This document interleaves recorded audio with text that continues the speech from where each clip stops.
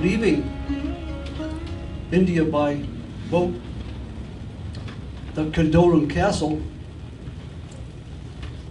things were welling up within me.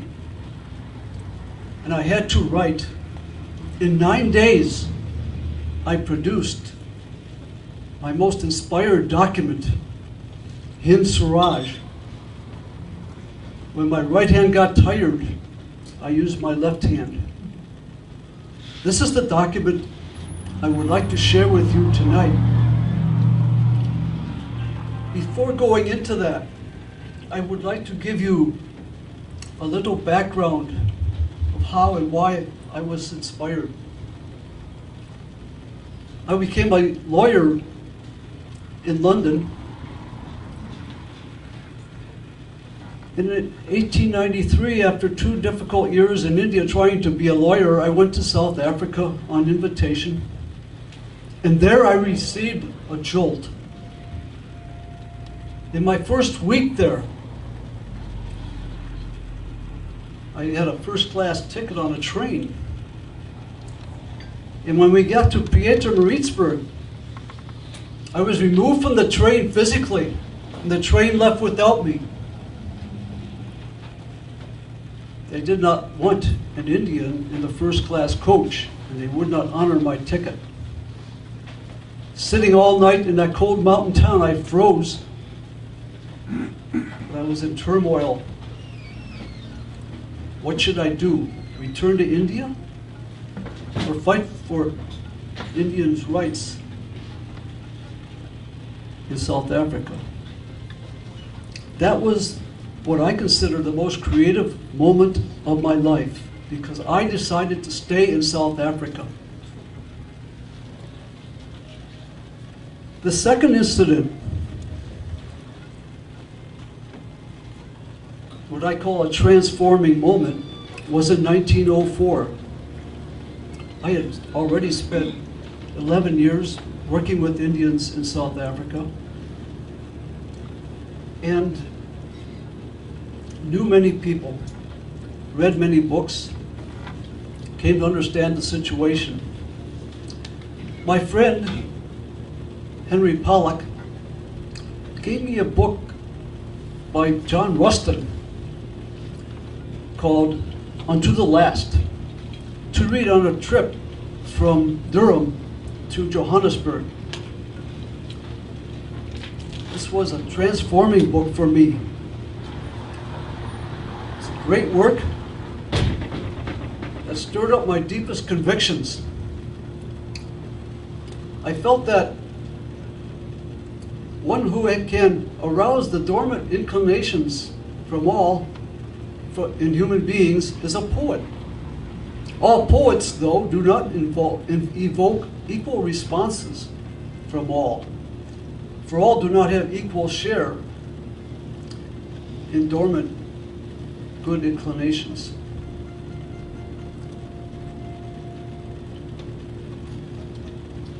Long after reading this book and reflecting on it, I came to 3 understandings.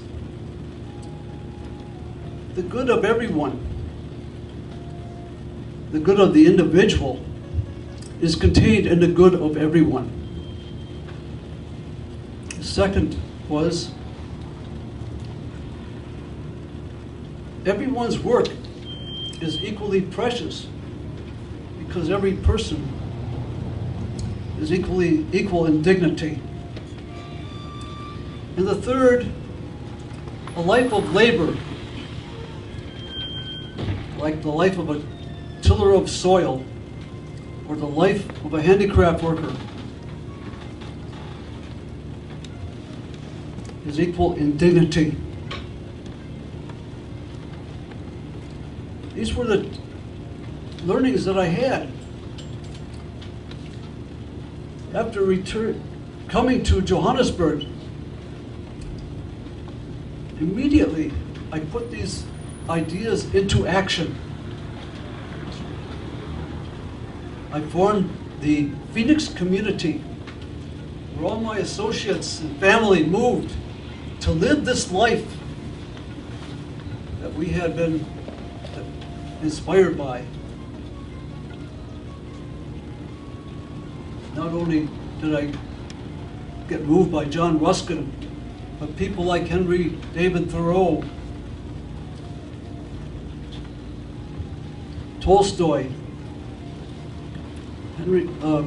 Edward Carpenter, and many others from the East and from the West contributed to the application of these ideas. The third incident I want to share with you before 1909, when I wrote In Swaraj, is 1906, September 11th, 1906.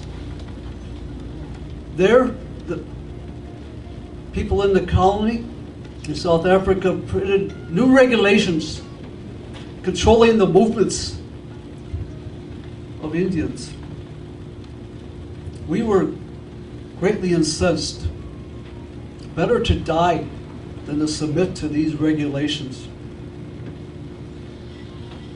Violence was in the air. I either had to join the violence to counteract this or find another way. Thus was born the nonviolent equivalent to war. At the Grand Imperial Theater, 3,000 Indians pledged themselves, took an oath in God's name to not cooperate. I felt, let them throw us in jail if they want. This was called passive resistance. We went to jail many times in South Africa. Changed the name later to Satyagraha. Cling to the truth. Live by the truth. Satya is an important word to me. It means truth, reality, that which is. For me in my life, I said God is truth. I later changed that to truth is God. This reality is the deepest root of belief that I have, which I clung to all my life. It is the core power behind nonviolence as I understand it. So you can see I had taken a long journey before 1909 in South Africa, before I developed In Swaraj, living this way as best I could.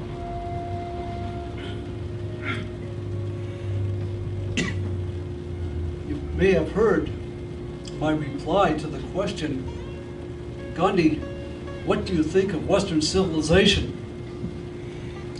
My reply is, it's a good idea. Well, I would like to go into it now. What was behind that humor in this reply? Civilization, what is meant here is the civilization produced by the Industrial Revolution. Let it be remembered that Western civilization is only 100 years old, or to be more precise, 50 years. Within the short span of the Western people appear to have been reduced to a state of cultural anarchy. We pray that India may never be reduced to the same state as Europe.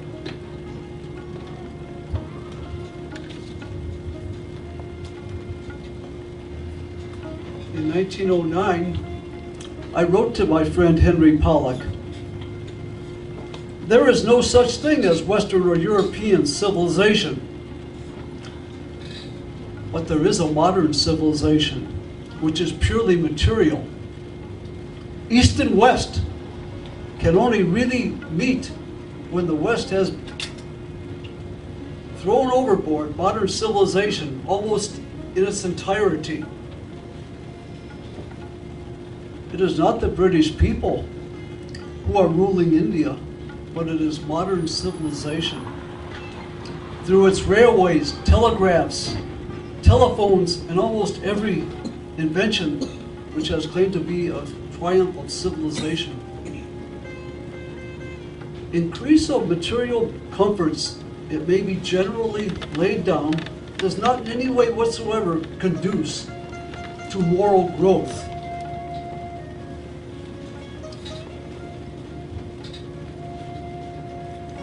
Then later, in 1945, I said, my experience has confirmed the truth of what I wrote in 1909.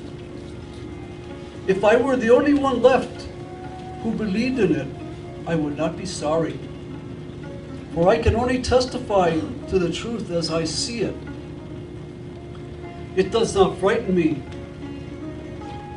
that the world seems to be going in the opposite direction. For that matter, when a moth approaches its doom, it whirls around faster and faster till it is burnt up. It is possible that India will not be able to escape this moth-like circling. It is my duty to try till my last breath to save India and through it the world from such a fate.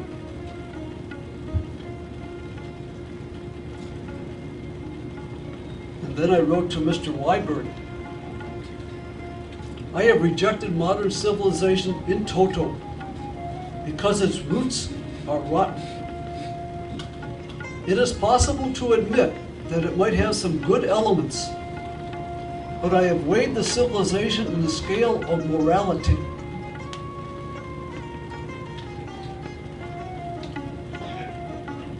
In my translation of Ruskin's Unto the Last, which I called Sarvodaya, I wrote, let not India face the fate of Europe.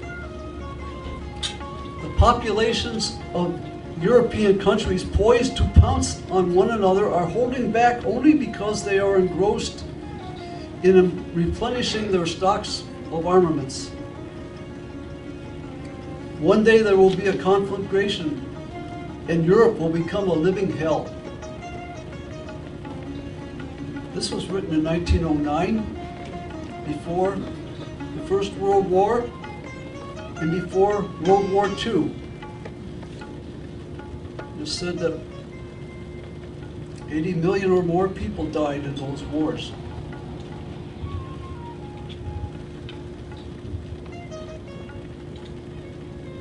These things may be hard, but I must share my views and let you think about them.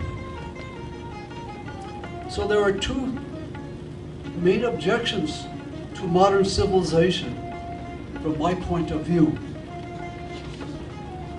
First one, it worships the body more than the soul and is prepared to sacrifice everything for its glorification.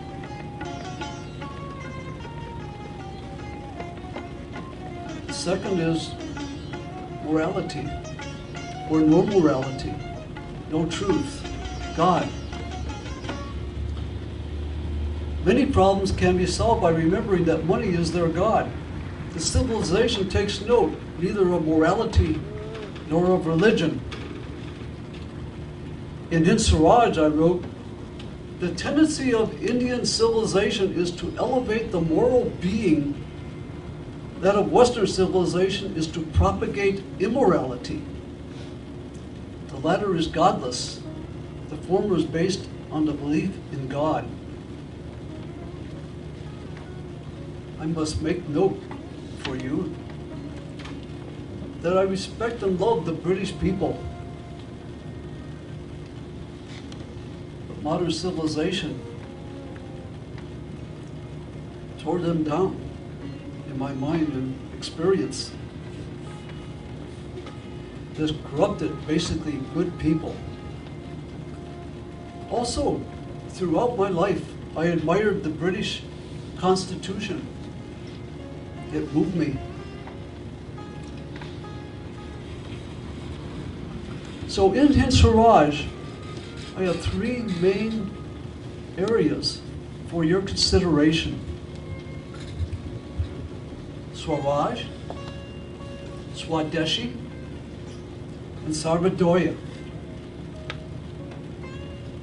Swaraj means mind direction. It means ruling oneself through the use of the mind, living one's duty through mental practice and work and development.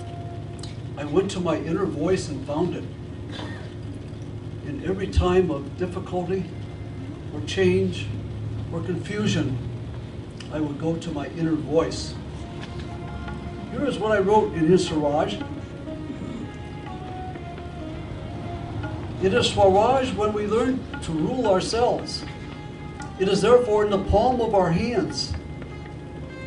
Do not consider this Swaraj to be like a dream. Here there is no idea of sitting still. The Swaraj that I wish to picture before you and me is such that after we have once realized it, we will endeavor to the end of our life to persuade others to do likewise. But such Swaraj has to be experienced by each one. In his Swaraj I wrote, we notice that the mind is a restless bird. The more it gets, the more it wants, and still remains unsatisfied. The more we indulge in our passions, the more unbridled they become. Our ancestors therefore set a limit to our indulgences. They saw that happiness was largely a mental condition. A man is not necessarily happy because he is rich, or unhappy because he is poor. The richer are often seen to be unhappy, the poor to be happy. Millions will always remain poor. Observing all this, our ancestors dissuaded us from luxuries and pleasures. The second area, Swadeshi, is similar, but it's applied more to local living, to the village. India was a land of 700,000 villages.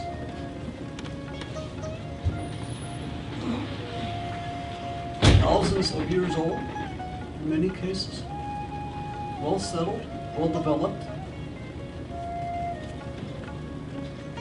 Swadeshi carries a great and profound meaning. It does not mean merely the use of what is produced in one's own country. That meaning is certainly there.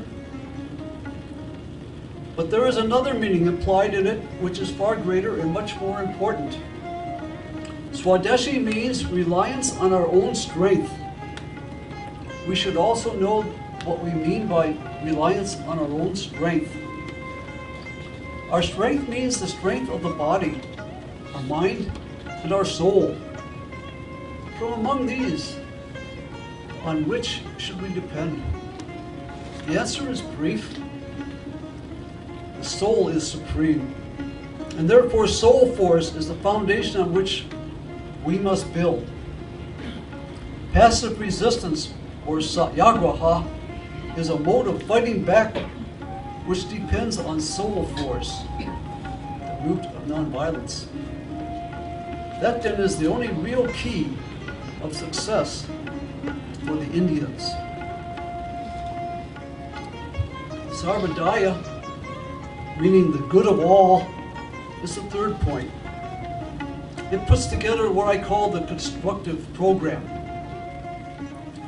And I worked on this, but due to the independence effort, I could not work that program throughout India.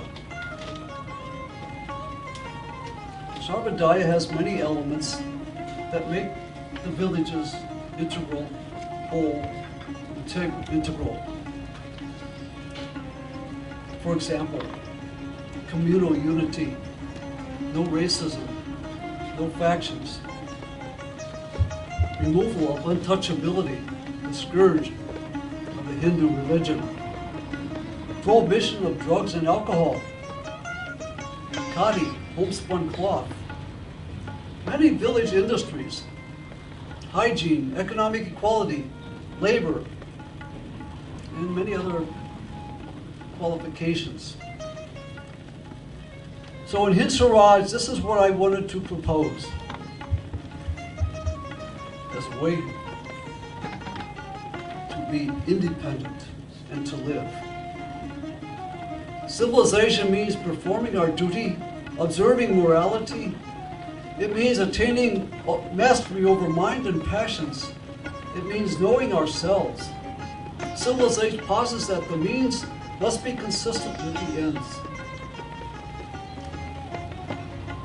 True Swaraj is rule of the soul, man's rule over himself, and has to strive it for it himself. I'll conclude this section talking about India's identity, because I contrast that with Western or modern civilization, and that is the way for humanity to go. I have been saying that if untouchability stays, Hindustan goes. Even so, I would say that if the villages perish, India will perish too. It will be no more India. Her own mission in the world will get lost.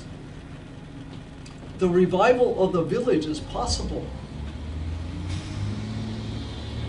only when it is no more exploited. Industrialization on a mass scale will necessarily lead to passive or active exploitation of the villages, as the challenges of corruption and of competition in marketing come in. Therefore, we have to concentrate on the village being self-contained, manufacturing mainly for use. Provided this character of the village industry is maintained, there would be no objection to villages using the modern machines and tools that they can make and maintain and can afford to use. Only they should not be used as a means of exploitation of others.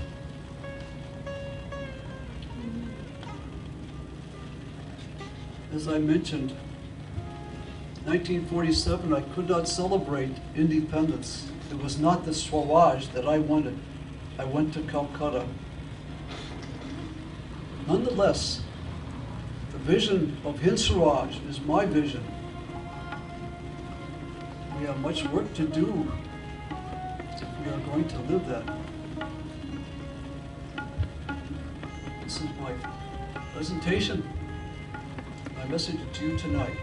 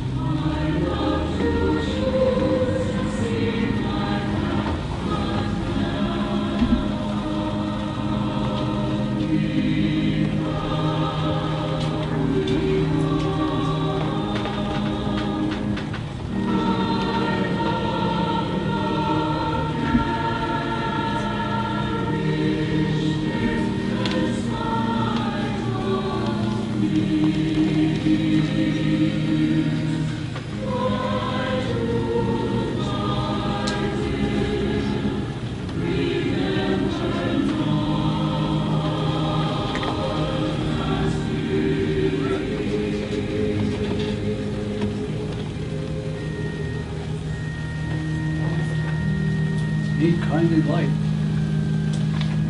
One day enough for me.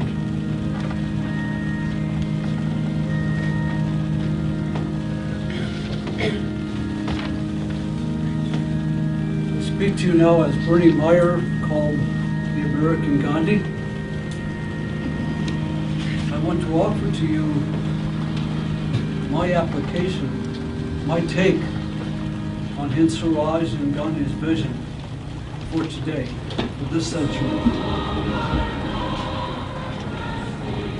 I put these on because I was given these various shawls in India. This one's from the World Peace Center, this one's from the World Peace Center, and others are from other places. You need to use the mic. Can I use the mic? Sure. Thank you for reminding me. How do you keep this thing up?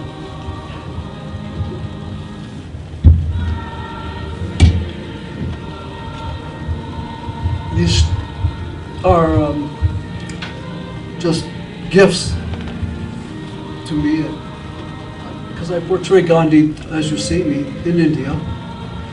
I have not emphasized Hind Swaraj there either. I've emphasized other parts of Gandhi's stories and experiences, experiments with truth, especially Satyagraha and that's meaning.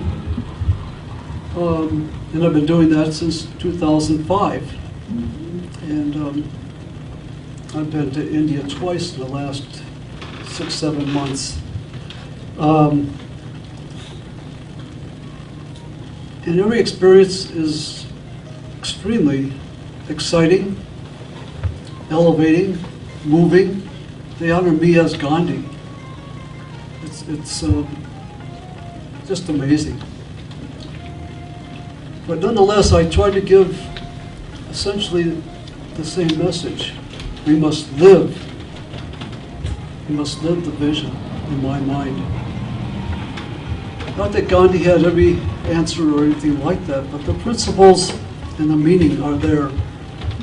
So I would like to share some of that with you, just elaborating a little bit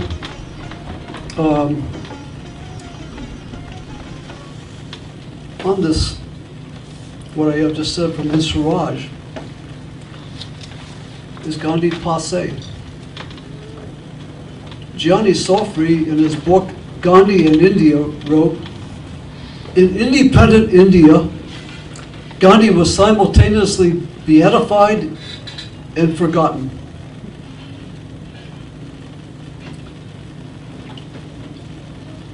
Much of India has chosen a different way, the way of modern civilization, basically. Corporate development and technology was Nehru's choice. From a socialist standpoint, Gandhi chose Nehru. Nuclear power and weapons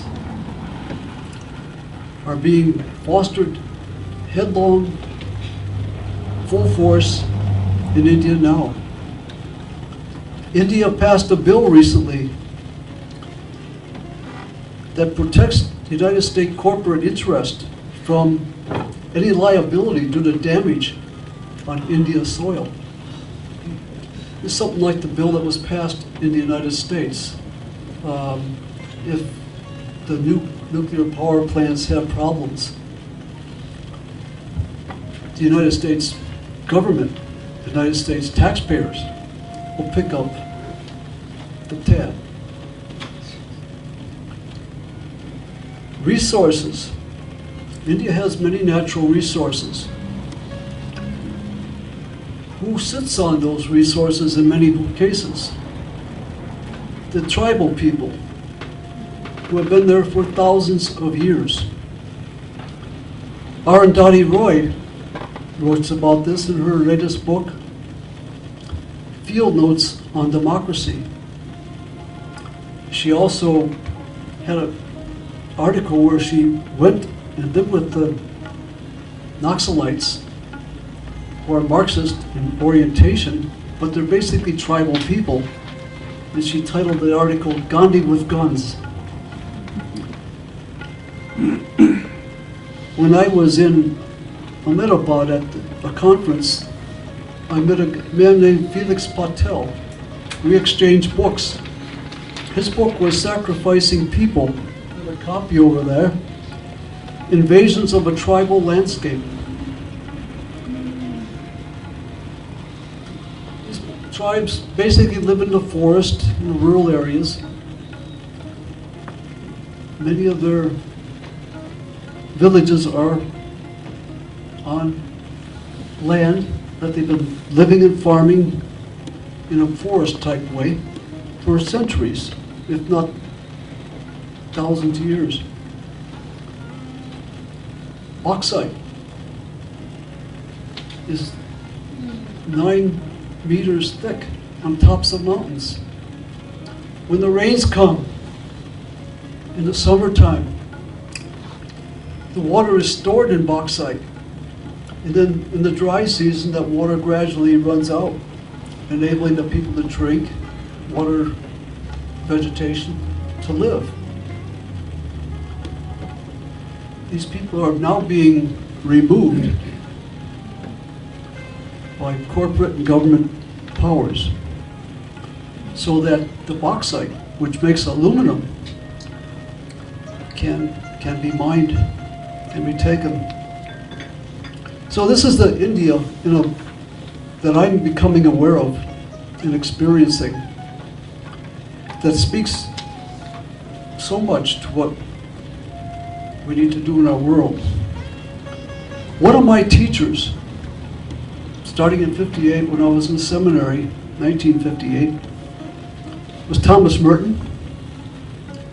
He wrote a book, which I have over there, Gandhi and Nonviolence. And he opens the book with statements: the white man went into Africa, Asia, and America like a one-eyed giant. The one eye is based on modern science, measurement, development from a material standpoint. He uses the term dominance without understanding. Not understanding the white man, not understanding the peoples, the tribal peoples in so many places, the indigenous peoples. Merton, in this book, quotes Gandhi. It's a tremendous introduction to this book. I'm just going to touch it very briefly here. Non-cooperation is a protest against an unwitting and unwilling participation in evil. This is Gandhi speaking, quoted by Merton. The government schools have unmanned us, rendered us helpless and godless. They have filled us with discontent and provided no remedy for the discontent and have made us despondent. They have made us what we were intended to become, clerks and interpreters. Merton's answer to these were, having accepted the white man's culture in their status as vassals after their liberation, they have entered a world of frustration, self-contradiction, resentment, and violence, because the guilt of the colonial powers has been inherited by them as a tenfold hate, an incapacity to understand themselves, and a limitless fear and suspicion of everyone else. This is neither liberty nor civilization. It is barbarism of post-historic man, a barbarism that can be avoided only by the principles and policies like those of Gandhi and John the 23rd. John the 23rd was a pope of the Roman Catholic Church. He wrote a Peace on Earth that oriented me as a young seminarian in 1963 to a vision similar to Gandhi's. If I had time, I would read more of Merton from my book, which is back there for sale. There's quotes from Merton and others about these. People like Ivan Illich taught me. I met him personally in 1967. He's written books like Energy and Ethics. People like Eric Fromm, met him too down with Illich. I'm just citing these to say that people like this, knowingly or unknowingly, have similar views and ideas to Gandhi. My basic argument, Bernie Meyer's basic argument here is modern civilization has gone overboard. India's ancient civilization, based upon morality and sustainability, is a model, place to look. We do not have the cultural village ethos where we live here, but we need the two eyes, not the one eye, the two eyes, science and spirituality. Science and spirituality, they balance each other out. They work together. You gotta seek the truth and live the truth in this way. And that's Merton's message, and I think that's Gandhi's message. And that's what these people that give me these things at the World Peace Center and other places I go to in India are struggling with. Trying to bring two together.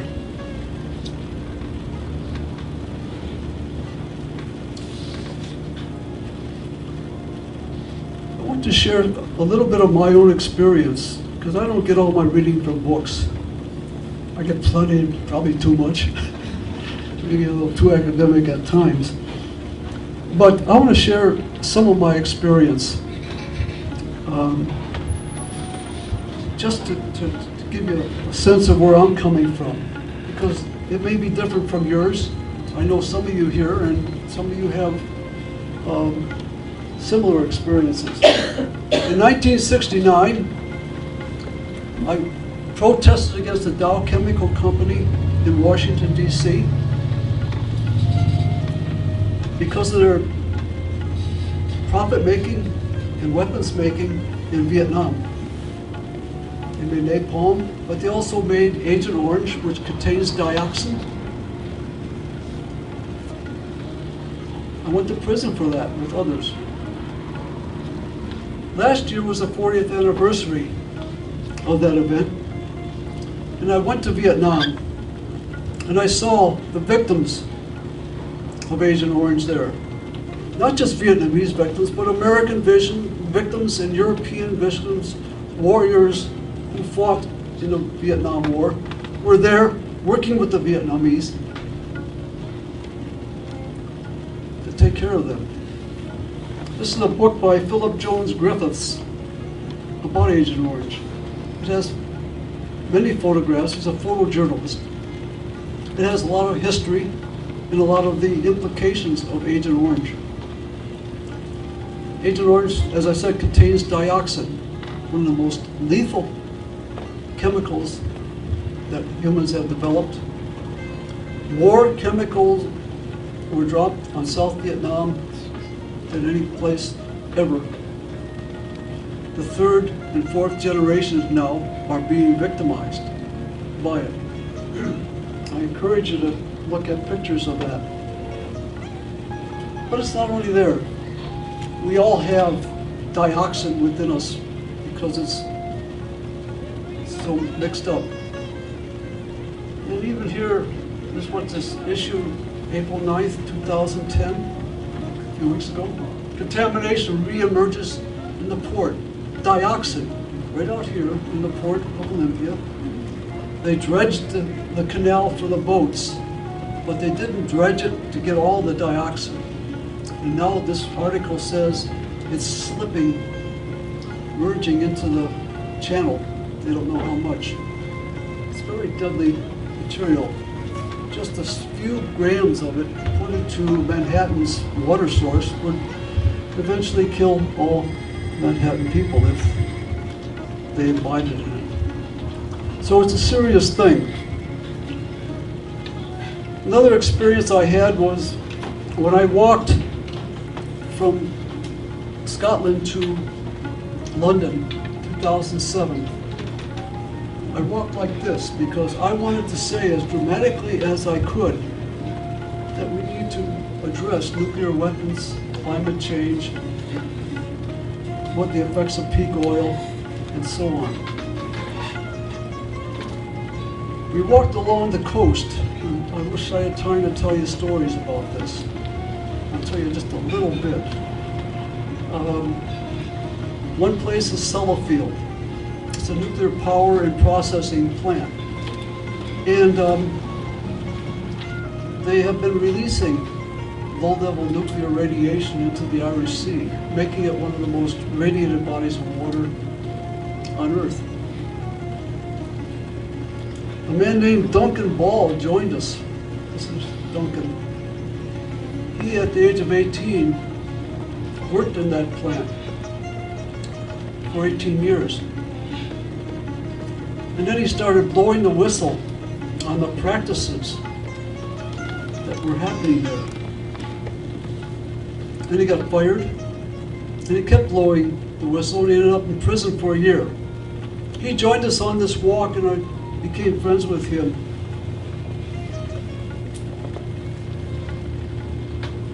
One day, we were heading for a bridge to go to his town, trying to make a long trip a little shorter. We walked 15 or 20 miles a day. And the bridge was out to cross, so we had to get across the stream into tide flats. And so there's only a creek running through it.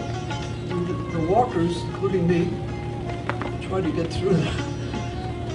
This without getting any radiation on us, because there were signs all over the place about how radiated the area is.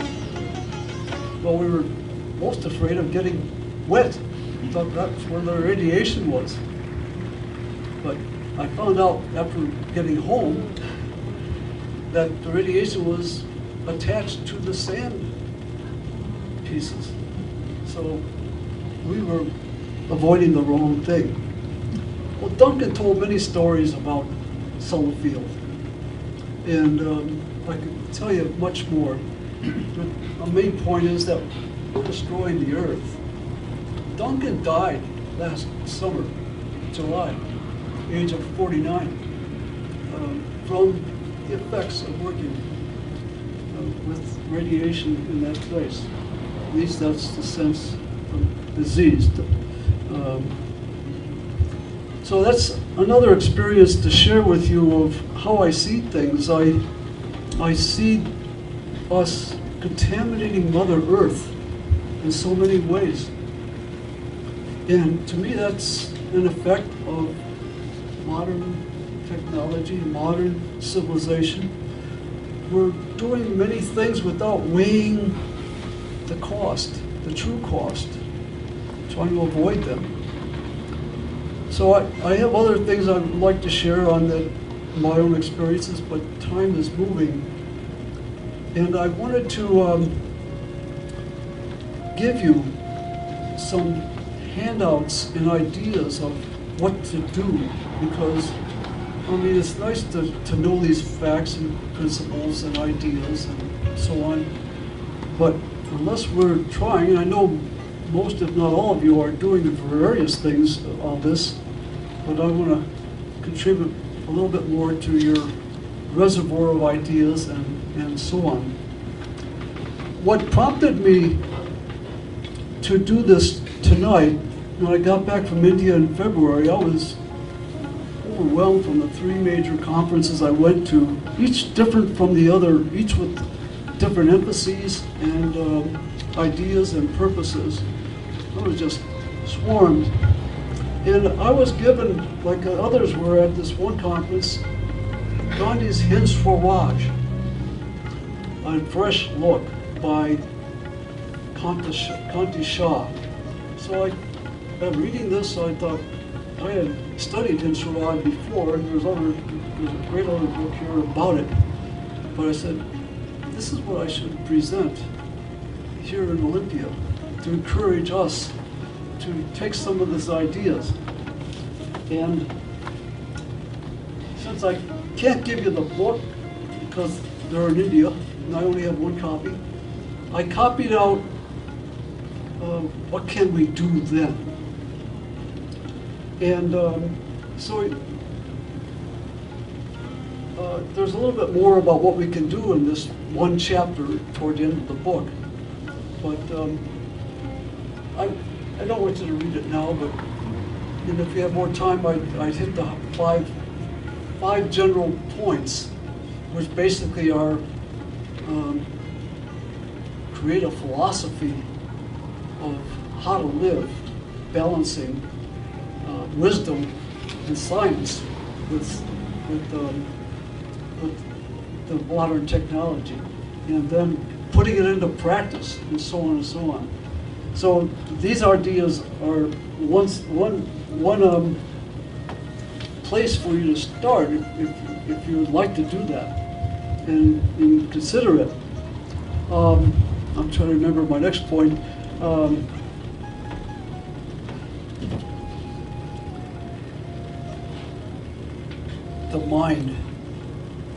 The mind in our civilization. Remember I mentioned Swaraj, the meaning of the mind? Well, there is a wealth of resources, not just in India where I've been, but here, on dealing with the mind. And I'm learning more all the time. I never studied biology in school, but I've been studying neurobiology and so on.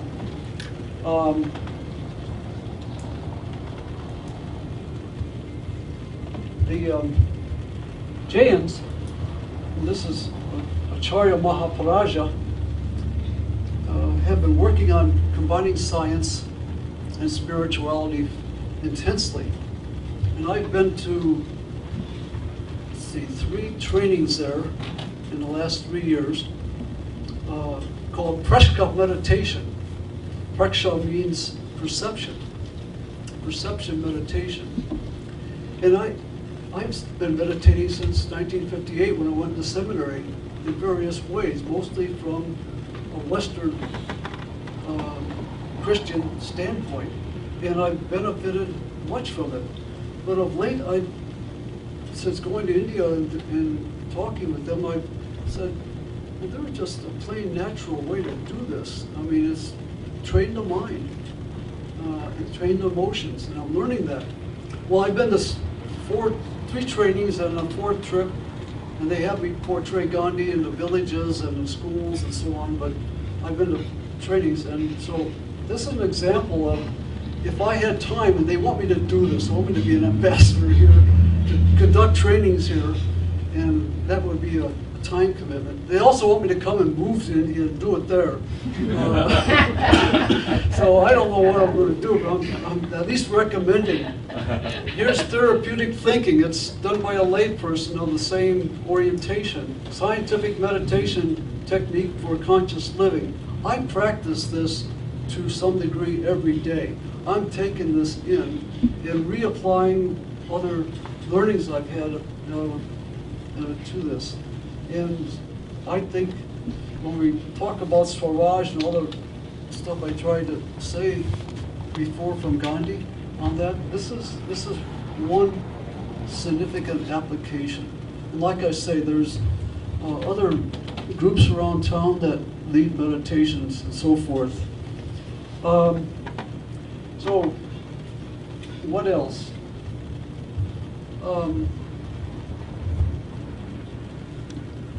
There's a book that's not even out yet. It's going to be out any time in May, called On Gandhi's Path by Bob Swan. Work for Peace and Community Economics by Stephanie Mills. I got a handout here for this book, and I've read the first 3 chapters. A high school teacher of mine put me onto this a couple weeks ago.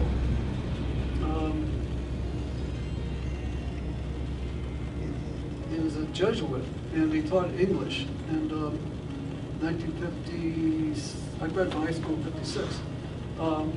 So he just happened to move out here a few years ago, and we established contact. Anyway, Bob Swan was a war resister during World War II. He served a couple of years in prison. And his story is about coming in touch with this new way of living locally. And that's part of my message, which I have not mentioned, but many of you I'm sure are familiar with this. The effects of peak oil are going to make us live more locally in the next, over this century. Transportation is going to be curtailed in many ways. Food production is going to have to be local because we only have the same thing. And I know I'm saying things that if you haven't studied this, it won't mean too much to you, but I'm emphasizing live locally. And that's what Bob Swan's book is about. It's about his life of developing, starting with his study in prison and after prison, of developing housing and other ways of living locally. It's a story about his life, but as Stephanie Mills says, it's also a how-to type thing and a how-to orientation. So, Molly, would you mind passing that around? I'm just suggesting the book. Books are, there's so many books, but some of them are more important than others. But let me conclude this section with just saying that there are a number of these types of efforts already happening here. I don't feel I'm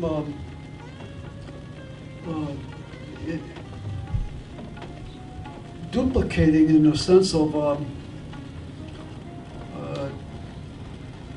giving you something that is so new that it ignores what's happening here. Transitions, there's Diane back there with Transitions. It's a local group working on a process of transitioning from modern technology that's gone askew, gone wild, to something that's sustainable, doable locally. There's other groups, farm groups, that meet about organic farming and food production. I think GRUB is a tremendous program to train young people to produce food. A number of peace groups in the area bring that element. And then Terra Commons has its approach with forestry and so forth. There's a lot of local groups that are beginning this, and this is, to me, a wonderful thing about the Olympia area. And I'm just saying, let's do it. Let's concentrate it. Let's pull these various strands and work more and more together about this. I brought Lester Brown's book here, Plan B4. It's not a Gandhian book. This is taking what Lester Brown knows about modern technology and trying to make it sustainable. And the main point I want to mention about this, in addition to recommending the book for both analysis of what our situation is, what human situation is on Earth in terms of natural resources and survival in this century, but his point, which others make also, we cannot go on that this is business as usual. We have to